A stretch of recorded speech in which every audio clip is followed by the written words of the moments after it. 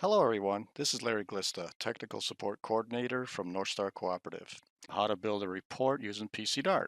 Looking at the guidelines I put together in Report Building 101, we need to build a report and name it Lactation Graphs.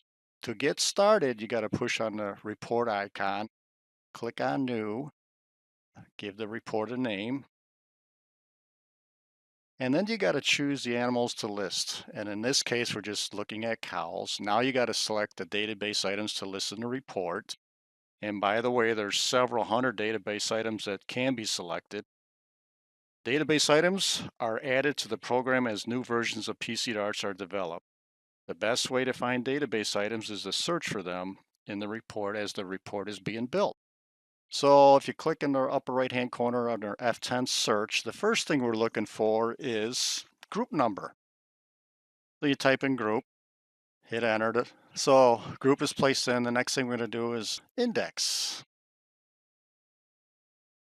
Barn name, and so forth. So I'm just going to add the rest of them. We don't need to go through this whole scenario.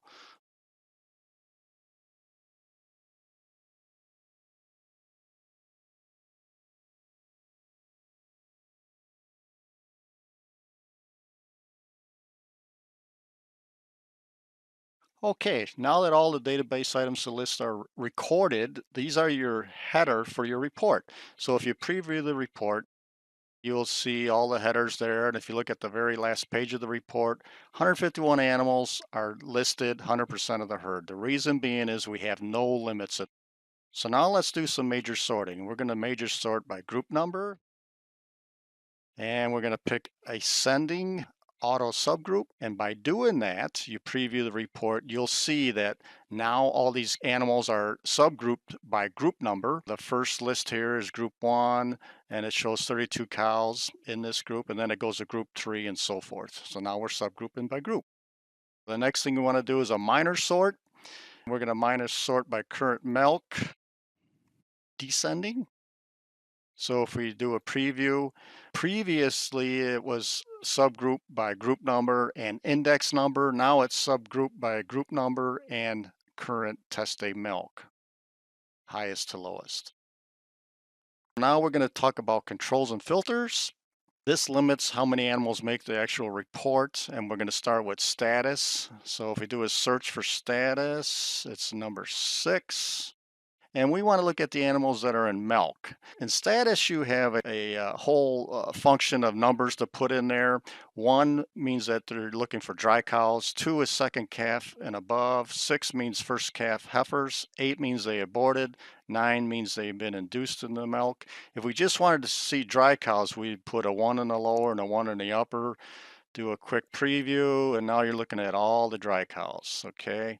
But we want to look at animals that are in milk. There's 2 ways to get there. You could go from 2 to 9, which shows you all the animals in milk. If you go to the last page, there's 136 animals, 90% of the herd. Or you could just simply say not 1, which means you can look at all the animals that are not dry. It's the same thing.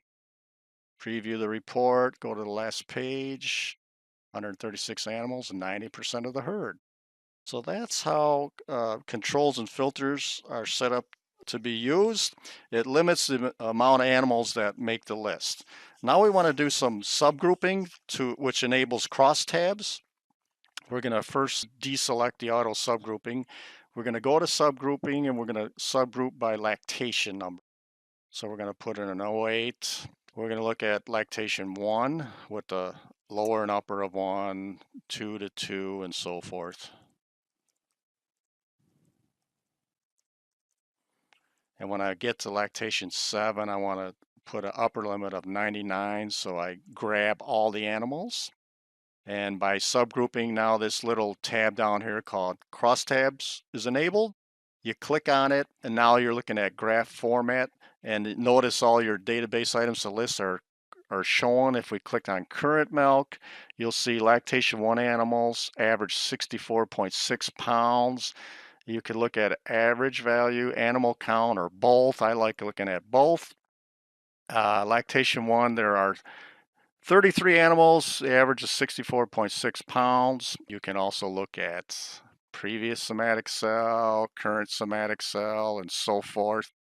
If you double click in the graph, it takes you to a text format, and you could click on any of these headers and it will sort by those specific headers, high to low, low to high, and so forth. You can save this as a CSV format to your desktop, which we'll do now, and you could email that to producer if you wish.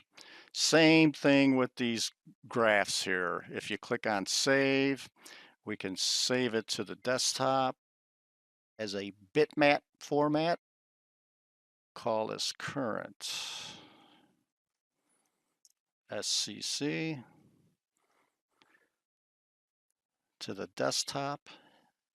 Hit save. In closing, the goal today was to give you some basic report building guidelines which will help you become a more valuable resource out in the field. As always, give me a call if you have any questions. Thanks for your time.